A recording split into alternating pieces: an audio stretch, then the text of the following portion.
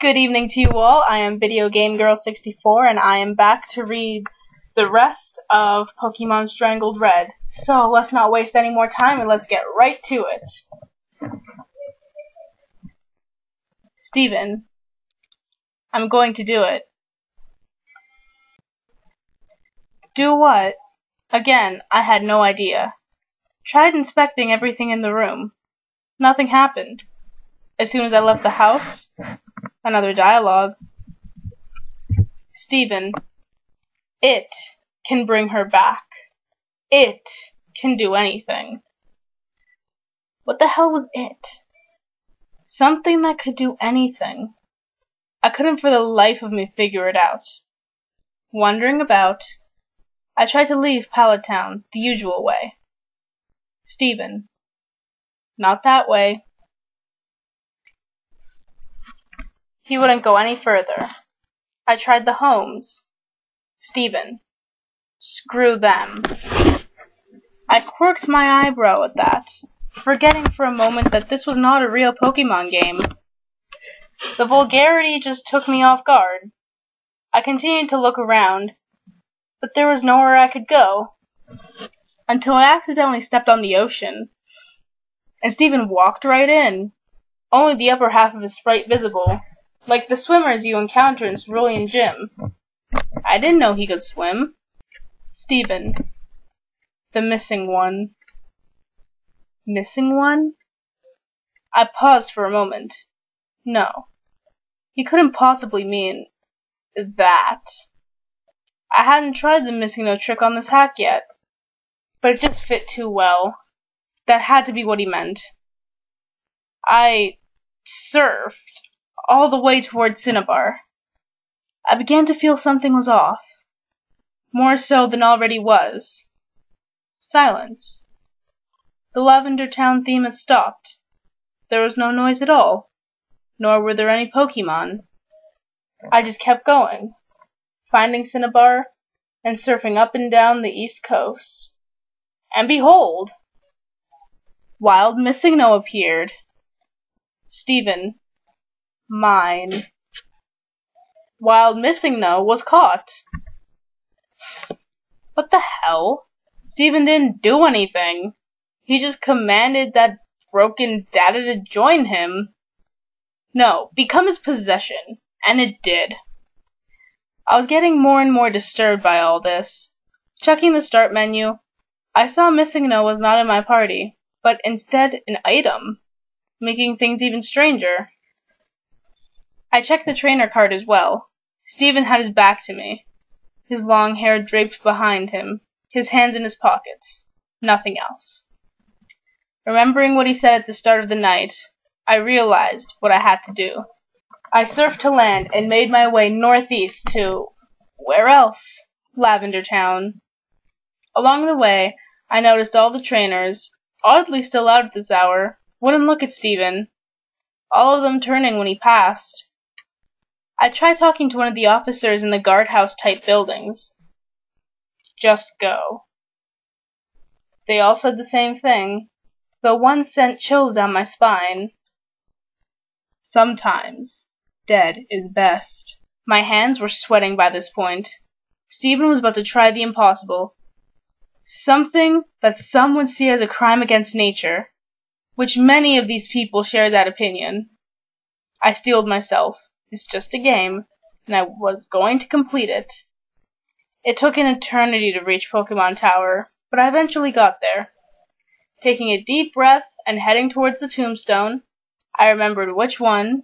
The image of Steven standing before it burned into my mind. First, I tried inspecting it. Steven, Miki. Nothing happened. With a gulp, I opened the menu and selected Missingno from the bag. Oak. Steven, don't use it.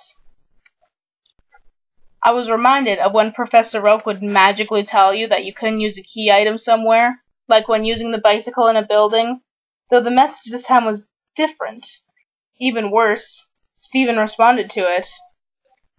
Steven, in a world that cheated me, why should I play fair? Stephen used it. Stephen obtained gibberish. What in God's name did I obtain? I couldn't tell you, because the game took away my control. Without my input, Stephen began to leave the tower on his own, walking single step by single step. The Lavender Town theme started again as he left the tower and began his excruciatingly slow journey against my will. Every time he crossed one of the borders, the music would change. It progressively got slower, more and more disturbing. By the time he reached Cerulean City, it was just demonic rumbling. I just stared, watching him, trying to guess where he was going. But it was getting more and more obvious. He was heading to Pallet Town. The music had all but stopped when he got there, playing single note by single note. He went exactly where I had guessed, right to his own house, inside and up the stairs. At this point, there was no music. Stephen moved step by step, stopping at his brother's bed, turning to face him. At first I thought the game froze. He didn't do anything, simply stood there and I couldn't move him. I did, however, find out I could open the pause menu. I was terrified to look, but I couldn't stop myself. I selected his trainer card. There was a low growl noise, like a distorted Pokemon cry. Stephen was looking at me again, directly at the screen. He was hunched over, his bangs obscuring his face. His hair was wild and feathered out. Between his bangs, there wasn't even a face at all, just black, two red eyes looking straight forward, a white grin contrasting with the darkness. That wasn't all. His name was now spelt very oddly. I couldn't look away.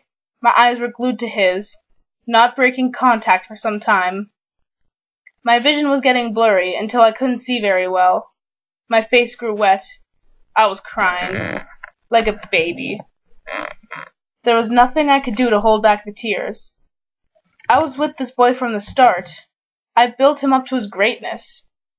And then forced to watch his decline after a tragic accident, and now he was this thing, this abomination. I watched him go insane.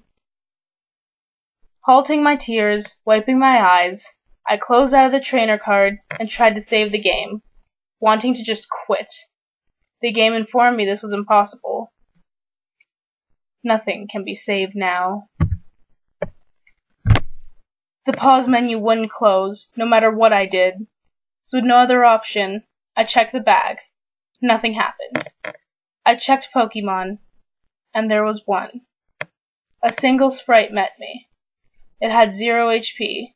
Its status, dead. Its name, gibberish. I selected it, and I was greeted with 4 options. Status, it's her. Switch, never. Close, no. Strangle. My fingers shaking. I selected strangle, and the menu closed, showing Stephen in the room again. Stephen, goodbye. The game shuts itself off. I was more dumbfounded than frightened, in a bit of shock. I turned it back on, the title screen showing the maniac Stephen and a horribly glitched Charizard. I pressed start, then continue. All I saw was a zoomed-out view of Pallet Town, showing Stephen's home to the west, tall grass surrounding it. Those unmovable stones blocking it from the rest of town. The image was completely static. No music, no movement, before fading to white, going back to the title screen. It was as it had been when I first popped it in, a trainer and a Charizard. I attempted to hit continue. No. Okay, so that is the end of this creepypasta, Strangled Red. I honestly liked it quite a bit. I think it was one of the better creepypastas. Like, I read quite a few Pokemon creepypastas, but, like, this is, like, definitely one of my more favorite ones. And, yeah, I guess if you got any recommendations of anything you want to read, I'm sorry. If you have any recommendations of anything you'd like me to read, it could be like almost anything, I guess, as long as I'm interested in it, like Pokemon, or My Little Pony, or Mario, or something. It could be a creepypasta, it could be a fanfic. Just lay it on me. I am out. I'll see you guys next time.